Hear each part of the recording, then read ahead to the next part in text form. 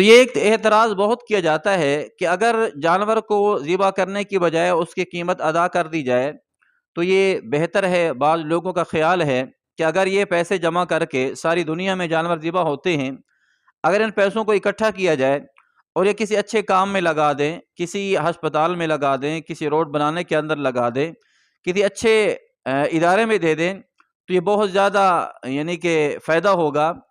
تو سب سے پہلے یہ بات سمجھیں، جو اللہ تعالیٰ نے حکم دیا ہے مسلمانوں کے لیے لازم ہے وہ اللہ کے حکم کو پورا کریں، اس کے اندر قسم قسم کی چوں چرا نہ کریں، کوئی ایسے سوالات نہ اٹھائیں۔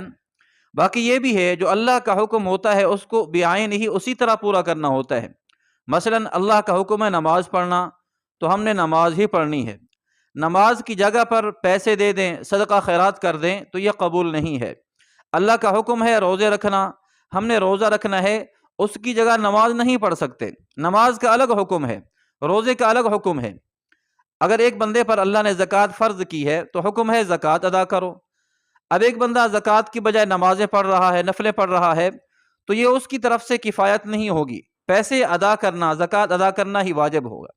اسی طرح حج کا معاملہ ہے، ایک بندے کے اوپر اللہ نے حج فرض کیا ہے، اب وہ کہتا ہے کہ میں مال صدقہ کروں گا، یہاں لوگوں کو مال دے دیتا ہے، تو یہ حکم نہیں ہے اللہ تعالیٰ کا، اس کے لیے فرض اور لازمی ہے کہ وہ حج ہی ادا کرے۔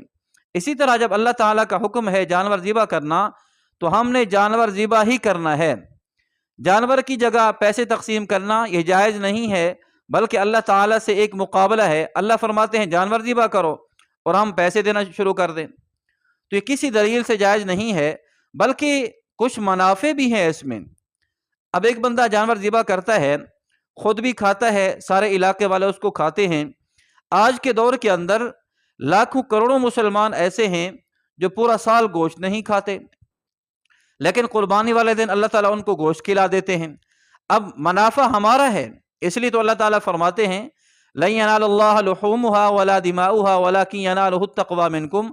اللہ فرماتے تمہارا گوشت، تمہارا خون میری طرف نہیں پہنچتا، بلکہ تمہارا تقویٰ جو ہے میری طرف وہ پہنچتا ہے، میں اس کو دیکھتا ہوں۔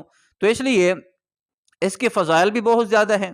اگر جانور ذبح کریں گے تو حضور نے فرمایا جانور کے ہر بال کے بدلے ایک نیکی ہے، جانور کے خون کا قطرہ زمین پر بعد میں گرتا ہے، اللہ تعالیٰ صاحب قربانی کی بخشش فرما دیتے ہیں۔ تو کافی فضائل ہیں۔ اللہ تعالیٰ سے دعا ہے کہ اللہ تعالیٰ مجھے اور آپ کو سمجھنے کی اور عمل کرنے کی توفیق عطا فرمائے۔